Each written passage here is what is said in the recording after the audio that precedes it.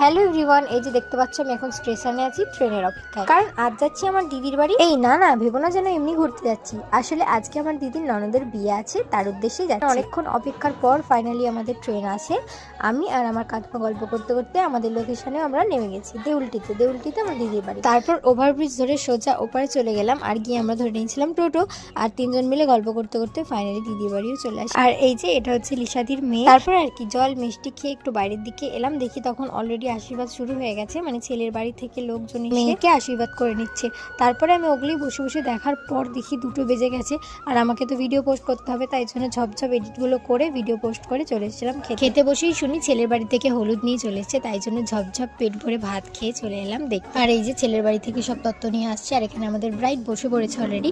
ততক্ষণে আমি বিয়ের মণ্ডপটা কিভাবে সাজিয়েছি ওটাই দেখতে গেছিলাম। তোমরাও দেখো কত সুন্দর সাজিয়েছে। গায়ে হলুদে যেই সব নিয়ম কানুন থাকে সেই সব নিয়ম ধরেই এখানে সবকিছুটা করা হচ্ছিল। আর এই যে আমার দিদি, আর সারাদিন দিদিকে খুঁজে পাই, কারণ ননদের বিয়ে, বুঝতেই তো পারছো বৌদিদের কত কর্তব্য থাকে, তার উপর দিদি আবার ঘর ডোবাবে। আর গাইস এই অবস্থাগুলো শুধু তোমরা দেখো, মানে গায়ে হলুদের পর এরা সবাই জল নিয়ে এসে এর গায়ে ঢালা তার গায়ে ঢালা, বলতে প্রচুর মজা করেছে সবাই। আর আমি এগুলোর ভিডিও ক্লিপ নিয়ে তোমাদের সাথে শেয়ার করলাম, যাতে এইসব ক্লিপগুলো সারা জীবন স্মৃতি হিসাবেই রয়ে যায় আমার ফোনে। তারপরে সবাই মিলে চলে গেছিলাম সামনেরই একটা পুকুরে স্নান করানোর জন্য। গাইস আজকের জন্য ভিডিওটা এতটাই, নেক্সট বার খুব তাড়াতাড়ি আসছে।